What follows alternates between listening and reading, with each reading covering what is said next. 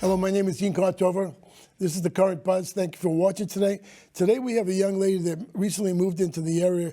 She moved to Lowell from Florida, was it, Ty? Yes, sir. Her name is Tia McDaniel. She's vice president of the Massachusetts Pirates. That is a football team that is presently going to play in Lowell starting March 23rd. Is that correct? Yes, sir. Our first home game is March 23rd. 23rd.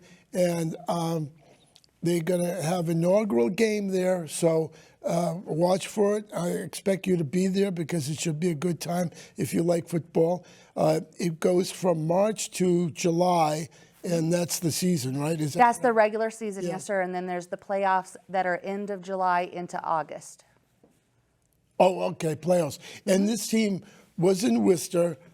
They moved to Lowell. What's the reason why they moved from Worcester to Lowell? That's the first question. That's the most important question because people are going to ask you that 100 times, right? So let's get it out of the way. Absolutely, absolutely. So the main reason why we moved from Worcester to Lowell is because, Worcester had so many opportunities that other organizations were coming in for sports. And I mean, they're a great, foundation for us to start. But with you guys, Lowell losing the spinners and stuff like that, we really saw the opportunity to bring affordable family fun to actually Lowell and literally be able to enjoy the community. Everyone has been so loving and passionate about sports. It's been amazing. So ultimately, it's been really wonderful to be able to offer this up. I mean, it's not expensive. It's indoors, so you don't have to worry about the weather. Right. As I tell people, you can catch a player, you can catch a ball, you can catch a dancer. I need my player back. You can keep the rest. So it keeps on the fan experience and the interaction. So it really does amp up that family, valuable time together. Mm-hmm. In regards to, I saw a video that said that I guess it was the president of the company. His name is Jawad. Jawad. Yes, sir. And what's his last name? I'm going to butcher it because I've got the southern draw. Okay. So I call it Yadam. Okay. But I'm sure I'm totally messing that one up. But he's the president of... Yes, he's owner and president, and he's also the GM. So his focus is making sure that all of us are doing, of course, our task, staying in the community, making sure that we're working with our businesses. Because if we don't work with the community is not going to show us love, and that's not what we want. We want to stay here for a long time. So he is very passionate about being out and in front. I know, unfortunately, he is all over the place all the time, so his scheduling of everything has been very entertaining to me. Okay. Gerard was quarterback for Shrewsbury High School.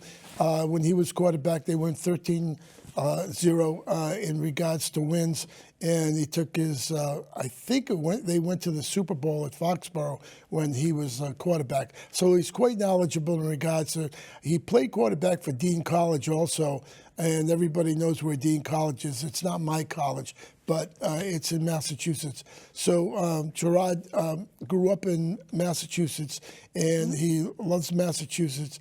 It's too bad because he had to leave Worcester and come to, good thing for Lowell, he had to come to Lowell. So how many players are on the team, and where do they come from, and how old are they in age group and so on? Okay, so they range. Players can come all the way from California. I mean, at one point in time, we were blessed to have a foreign an out-of-country kicker at one point in the league, but they literally are from everywhere. We have one gentleman that's in Rhode Island, and I know there's several players through like Georgia, California, everywhere. Yeah, so what they'll do is they'll come here, absolutely. They'll come in February. They'll start training camp and get ready, and that's when we start making sure. We try to keep anywhere from 25 to 30 players between inactive and reserves. Okay. That way, if somebody gets hurt, but that's also, that's what training camp's for, and that's what the coaching's for. They're going to make sure. And Jawad's very passionate about the players, so he knows their capabilities really well. Okay.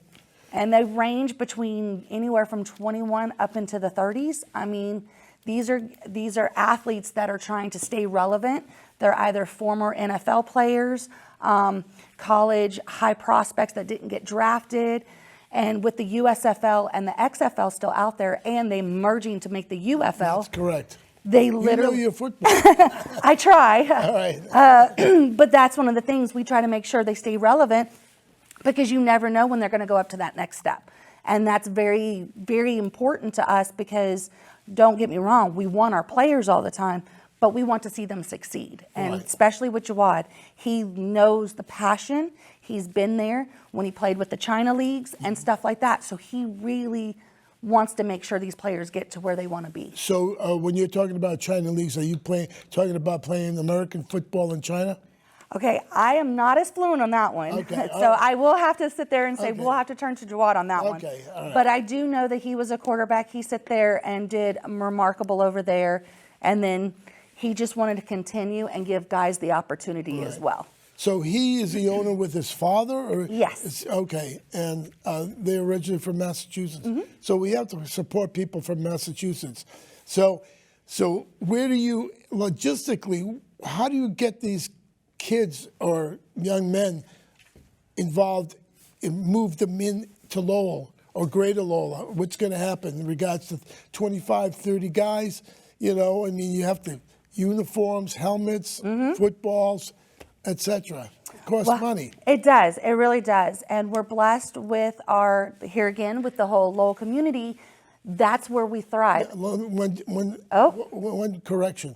Greater Lowell community. Well, you know, it is great. It very much is great. I will honestly emphasize. But yes, the Greater Lowell community, I do apologize. Yeah. I'm still learning. Yeah, no, I know that. That's why. I love it. I love it. Thank you. Okay. But yeah, with the Greater Lowell community being a part of us, believing in us, we have business partnerships. We have our season tickets. That's how we fund a lot of the stuff. Okay. And then we partner up with businesses and stuff like that for housing, hotels, food. Those are the key essentials that we make sure we provide for our players. Therefore, all their concern is getting here and being taken care of and putting the best product on the field. If I remember at the beginning of the spinners, I think people put the spinners up in their homes. I don't remember if that was correct, but basically that's a possibility or whatever. I mean, if it ever comes down to that, that's definitely something that Jawad and I and Brandon, which is our Vice President of Operations, we could all sit down and really consider. We have been blessed with a real estate agency that is really trying to work with us on housing our players. Oh, So all in one place. it's within two Perfect. locations. Oh, okay. So Well, that's not bad. no, it's not bad at all. It gives them a chance to feel a little freedom. Yeah. But we try to make sure we provide for most of their needs because, I mean, they're working and they're really balling out for us. So we want to make sure that we're taking care of them on the personal side. I like that term, balling out. That's a new term. It means playing, balling out. So just in case you don't know. So I'm enthused. I played football when I was younger, and I loved football. I wasn't that great at it, but I still play football, and I understand the game very well. And I watch the NFL, the finals and the Super Bowl. So I mean, but I digress. So we have a football team. It's indoors. Okay, tell me how indoor football works, because I'm not familiar. I've never been to an indoor football game. So what should I expect as a first time? It's a fast pace. So we take the hockey walls on of course, indoor hockey. Yep. And we remove the upper glass. Okay. So, and we are at least kind enough. The plexiglass. Yes, sir. The plexiglass. Let's not use real glass. Yeah. But we lower that. We get that off of the area, and we line what we call dasher pads over the actual hockey walls, so that when the players hit it, they have a little bit of cushion. Oh, good. And then our field is down there. It literally is what I call fast pace. You don't ever know when something's going to land in your lap, whether, like I said earlier, the player, the dancer, the ball. It's constantly moving and going. There's no punts. Kickoffs are literally, if you kick it off, get it in the uprights, it's 2 points for the kicking team. Oh, wow. So there's moving in motion men. So we have guys that are the receivers that are actually in motion when before the ball is hiked. So both both receivers, all four, whatever? No, Movement? I mean, if I'm not mistaken, it's two Okay, receivers, two depending on the play. that's fine, yeah. So it really comes down to the point of, we keep a high motion man, we keep things going. There's all kinds of action. You never know when the play is going to stop and when the play is going to just keep going. Our boys literally will sacrifice their bodies to catch that ball. So if that means going over those hockey walls and landing on cement, that's what they're going to do. What if they land in the crowd? Then that's even better. Oh. Because at least, hey, you caught a player. Yeah. Half the time, you most likely will have the ball too. Oh, okay. So, That's interesting. and then afterwards, to keep that fan experience going, you get to meet the players afterwards. Our players are not, they're all about their fans. So afterwards, fans get to come down on the field and actually be a part of getting that's cool. autographs, pictures, and that goes for our dancers as well. I know, there we There go. we go, dances. Yeah, I heard you say that earlier. Yes, sir. Okay, dances. Where are you going to get the dancers from? Locally? Possibly? I know Yes, it's all yes. you. Okay. They're going to be anywhere within Massachusetts. Okay. So Aaron, which is our dance director. In New Hampshire, let's not forget New Hampshire. Yes. It's only 10 minutes away. Right? I have ventured up there once. Okay. But we're going to get our dancers locally, and they'll be there. They'll be doing halftime performances. I'm trying to do a dance camp or anything to get our dancers actually a part of the community as well. Because when you're a little girl, you have ambitions and you want to look up to somebody. That's true. And I know our ladies are held at a very high standard. So therefore, you want to excel. You want to be a part of them. And they have regular jobs. So, they do other things as well. So you never know who you're getting to meet. And it's nice to see when they have other ambitions in life. And dancing is a passion. Yeah. Well, I mean, they have a gymnastics schools here in the Merrimack Valley, and possibly you could pull in some dances from that.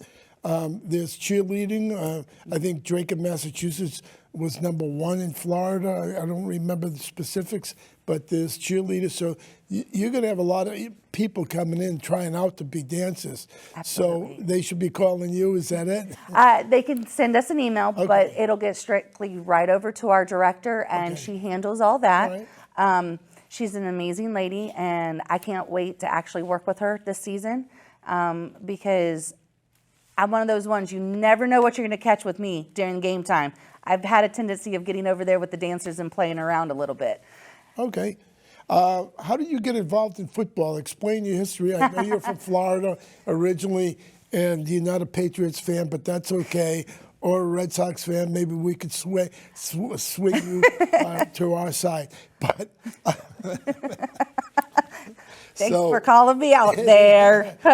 Well, everybody should know anyway. So, so explain.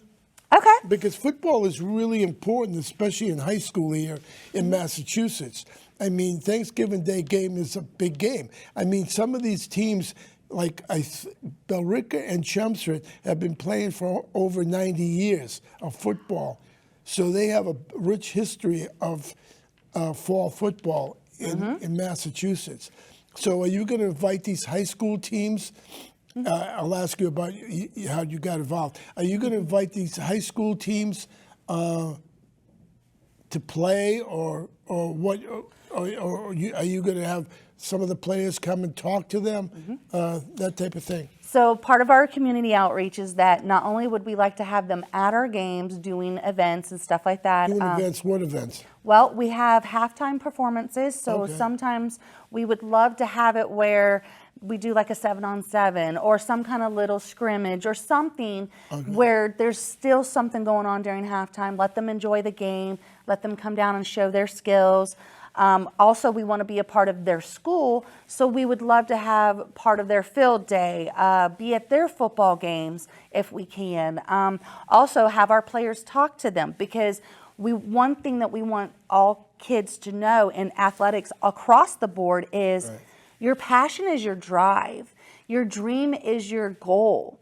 And going from high school, your statistics of being a scholarship kid and playing on a college team Yeah. is one level. Yeah. Then going from Not college, very good. Let's put it that way. exactly, and then going from college to NFL draft, your statistics drop so heavily. You want to have those connections to be able to still keep on going. So we want to show these kids that if they don't get drafted or if they don't get their scholarships, there's other avenues for them to play and be great. Right. Before we talk about myself a little bit, one of the things I like to bring up, and this is one of the most famous stories that anybody will ever know. Everybody knows who Kurt Warner was in the NFL. A lot of people know that are big, huge football people. He started off in arena football. Yeah, he was a quarterback. That's right, for the Iowa Barnstormers, who so it's like when you really look at it from an overall, you never know where the next talent is going to come from. And our passion is to make sure, or at least mine for sure, and thank God Jawad's on board, we want these kids to know that there's always a next goal. There's always a next stop. Where he played football in high school, I mean. Exactly. So it's really great. He understands knows. that, yeah. And it's one of those, I love the fact that he has the passion and the drive to be a part of that. He hasn't told me no on anything since I've been here. How I started off was I lived in Jacksonville, Florida. I was a season ticket holder of the Jacksonville Sharks, Wow. which they are playing us our first home game, That is when? March 23rd. Okay. And I can't wait to sit there and tease them. It's going to be awesome. So they lost their front office person, and I volunteered my time. My kids were in elementary school, so it worked out for me. Well, I got them so organized. I told them, all right, enough is enough. You either pay me or you're going to have to see me go.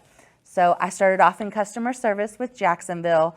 Then I got to migrate over to the Carolina Cobras, which was another arena team that played against the Massachusetts Pirates back in the day. And I got to just work my way up from GM to vice president, running the team. And it was time for me to make a change. And I couldn't think of anybody better than Jawad and Hassan, because I loved their passion and their drive, and the rest is here. And so I'm getting to learn a whole new market, but yet I am learning a whole new environment. I love it. That is so, although it's northern up here, and my southern drawl sticks out like a sore thumb, but It's all right. but it's such a loving community. And I love the culture. I love the way people have been so friendly. I haven't met anyone that has been ugly. So it's like amazing to see just the love and the passion that everybody has together for sports and for each other. How do you like the snow? It took me a little bit. I actually called up Jawad one day. I'm like, yeah, so I don't know how to drive in this white stuff. I don't know what y'all call it, but I'm working from home. But I've actually started learning how to drive, so watch out. I have a Florida license plate. Please forgive me. Oh, okay. But I'm learning, and I'm loving it. I find up here is just so amazing. I can't wait to show my experiences with my family. So it's going to be amazing. Yeah, it's a nice community, Merrimack Valley. I mean, there's a lot of places to go and a lot of things to see, especially the North End in Boston, which is a lot of Italian food there. We'll talk about it later. Absolutely. So let's talk about tickets. Tickets, packages. Yeah. And how much, do we know how much a ticket is yet? Or Absolutely. I have you a good range here. So we have a single game, 2 game, 4 game, and season packages. So we range it all the way across the board to meet whatever financial you have.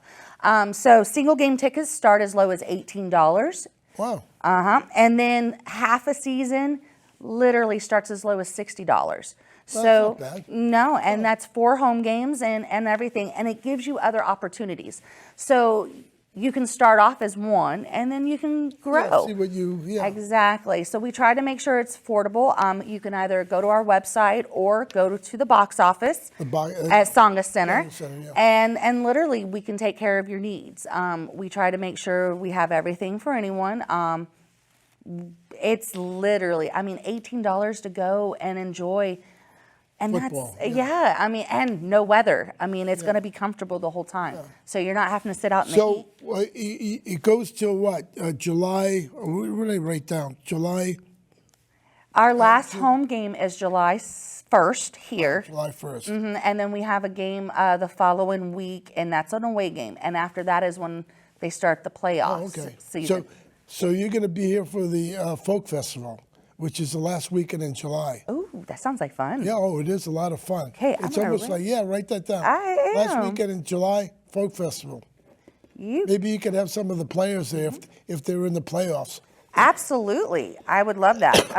In fact, they do have a canopy tent for different groups. So you could always have some contest to win tickets for next season or something like that. Absolutely, we definitely do. And that's one of the things that we are part of our community environment is we do donations and stuff like that to schools and organizations, and we do have fundraising. So we try to make sure that if you're a youth organization and you need to raise funds, but you really want to come to our games, we work something out. So we try to make sure that we're also providing for the community as much as getting from the community. Okay, great. Who's Rod Miller? Okay, Rod Miller is the head coach. Okay. He has been within many teams and organizations over the years. He was the head coach in Bismarck from 2019 to 2022. He is leaving the Vegas Nighthawks as their defensive coordinator. Okay. And he is coming over to us. He's also worked within the China League and everything else. So he has a very impressive bio that we do have up. I did not memorize the whole thing, but he's up on our thing, and he's a great head coach. Okay, these are some of the teams that they're playing. They're playing the Green Bay Blizzards, which is in Green Bay, Wisconsin, the Sioux Falls Storm, the Iowa Barnstormers, I like that, Quad City Steamrollers. Quad City is from going to play in Moline, Illinois. And Frisco Fighters. Where's Frisco, Texas? Yep. And the Jacksonville Sharks. The Jacksonville Sharks, yes. Yeah. So basically, and the Tulsa Oilers. So who pays for this travel? I mean, are the players working, have a part-time job or a full-time job, and then they play on the football, or are they paid? Well, typically the way it works is... I have 2 minutes. Okay, I'm gonna make it quick. Okay. We do try to offer them opportunities to get, have a part-time job if we can work with organizations. In the past, I have done that. We do pay them to play, so they do get, it's not NFL money, but it is money. Okay. They have contracts, everything like that. But for this travel and stuff like that, this is part of the expenses that we budget for. Because the simple fact, we're going to have to travel. We're one of the only East Coast teams besides Jacksonville. Wow. So it's one of those. But this league has been around since 2018, and it is growing. Right now, they have 16 teams. Wow. So, next year it may be different of a schedule. We might not be traveling to certain teams. They try to rotate it. So it's one of those. We try to make sure everything that we bring in is being put back into our players and in the community. I'm going to make a suggestion to the team in regards to flying. Fly out of Manchester, New Hampshire, rather than Boston. It's easy to fly out of Manchester and fly into Manchester. Okay. I don't know if they have a personal jet or a charter jet. I wish we had that kind of funds, but no. We do have a special deal going on. We have a personal friend that is also a travel agent. She has been hooking us up for years. Okay. So I'll definitely check with her. Yeah, there's not that many flights that fly, but they fly to Chicago from Manchester, New Hampshire, and then you could catch it to Sioux Falls. Yeah, Sioux Falls, or wherever you're flying to from there. So that's a suggestion. That's all I have to suggest. I mean, anything real quick. I have less than a minute. Anything? Well, I mean, I just look forward. Our opening night is March 23rd. We really want a packed house. We work with UMass as well, so we're heavy supporters of them. They're big supporters of us. We just really want to showcase ourselves and show what we have to offer. I mean, that's the biggest thing.